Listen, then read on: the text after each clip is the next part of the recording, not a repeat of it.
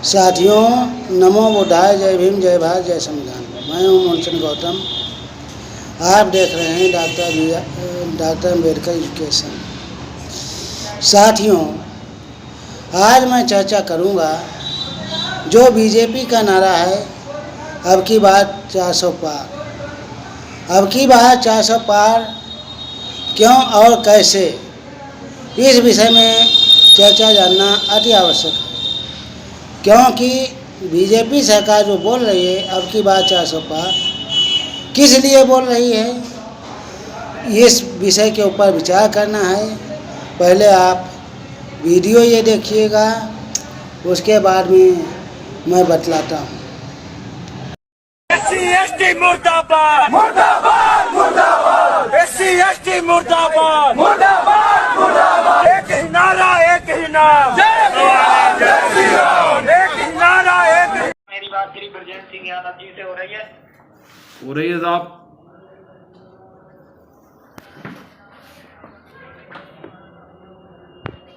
परिवार को किसान सम्मान निधि के तहत बैंक में राशि प्राप्त हो रही है।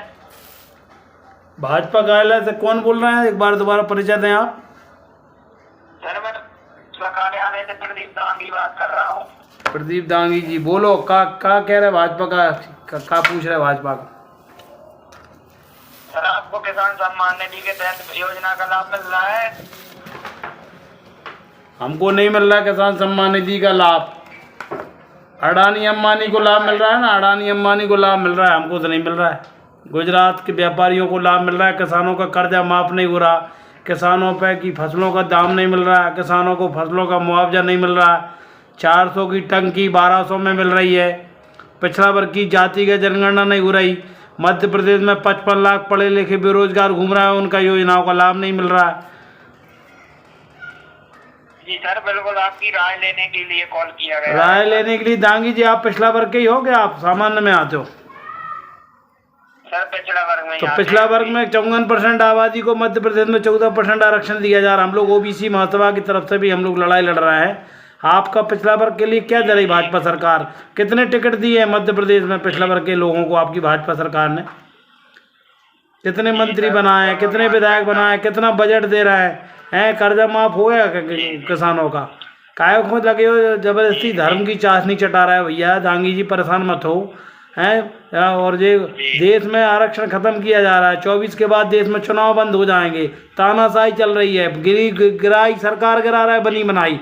मध्य प्रदेश की सरकार गिराई पहले तुमने, अभी बिहार की सरकार गिरा रही, महाराष्ट्र की सरकार गिरा रही, दिल्ली के केजरीवाल को जेल में ठूस दिया।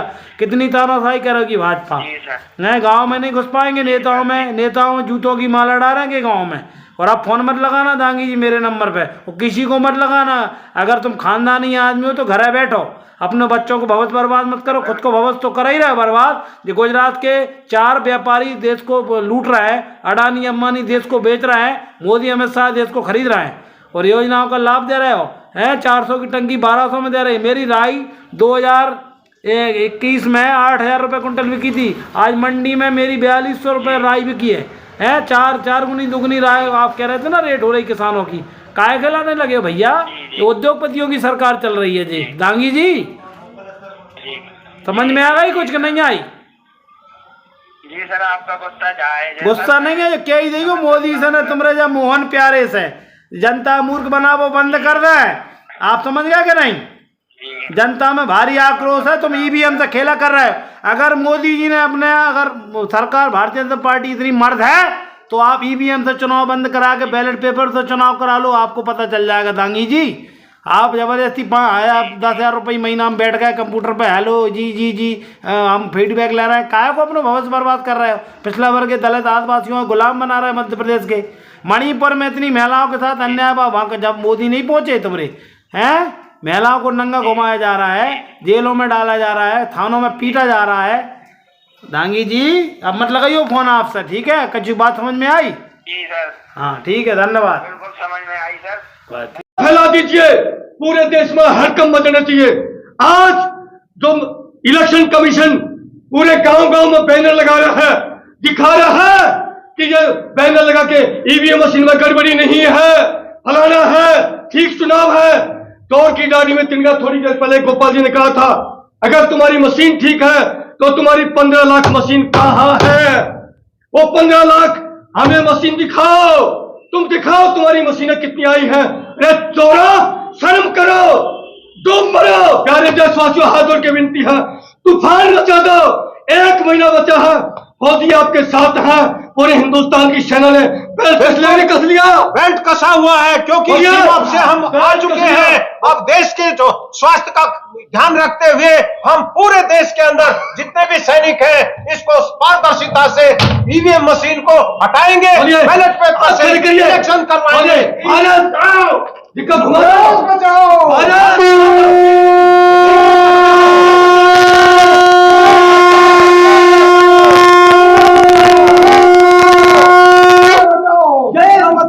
देश बचाओ, ईवीएम हटाओ, ईवीएम हटाओ, देश बचाओ, ईवीएम हटाओ, देश बचाओ, ईवीएम हटाओ, देश बचाओ। निकलो सभी मकानों से, निकलो सभी मकानों से, लोकतंत्र की रक्षा के लिए निकलो सभी मकानों से।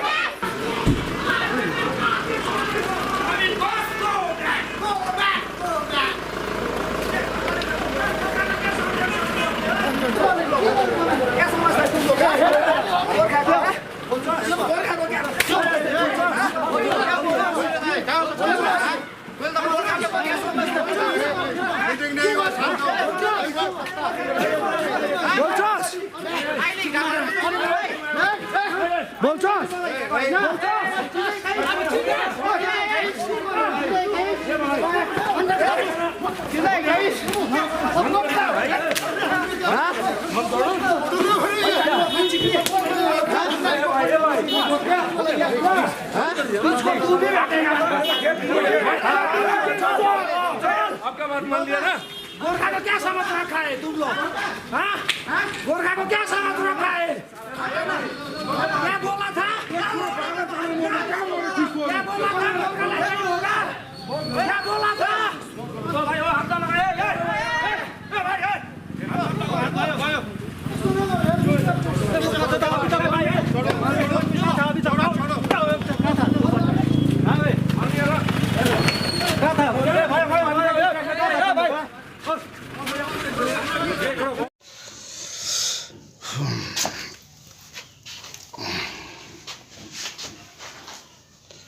साथियों, आप लोगों ने ये वीडियो देखे, इनसे आप लोगों को जानना चाहिए कि बीजेपी के सरकार के और इनके कार्यकर्ताओं के क्या कार्य हो रहे हैं और किस तरह से इन कार्यकर्ताओं का विरोध हो रहा है। इसलिए इस चीज़ को आप लोगों को समझना होगा। साथ ही ये जो अब की वाचा सारा है ये किस लिए है, क्योंकि 400 पार अगर सीटें हो जाएंगी तो सत्ता में जब विपक्ष नहीं रहेगा तो इन्हें भारत का संविधान हटाने में आसानी रहेगी। इसलिए अगर संविधान बचाना है तो सरकार का विरोध अवश्य करना होगा। अब जब चारों तरफ से विरोध हो रहा है तो आप किस तरीके से ये 400 सीट निकालेंगे, इसकी चाबी आप लोग समझिएगा। और उस चाबी को जब तक नहीं ध्वस्त करेंगे तब तक आप लोग इन बेईमानों से जंग नहीं जीत सकते हैं। इसलिए इन बेईमानों से अगर जंग जीतनी है तो उस चाबी को हमें समझना होगा जिस चाबी से ये 400 सीटें लेने के लिए अग्रसर हो चुके हैं। और इसी के साथ अगर जो हमारा वीडियो पसंद आया हो तो चैनल को सब्सक्राइब और वीडियो को लाइक और शेयर अवश्य करें। इस वीडियो को इतना शेयर करें कि इस वीडियो को पूरा देश देख सके, जिससे पूरे देश के लोगों में ज्ञान उत्पन्न हो सके। और साथ ही कमेंट अवश्य लिखें कि ये वीडियो कैसा लगा और क्या तथ्य हैं। धन्यवाद।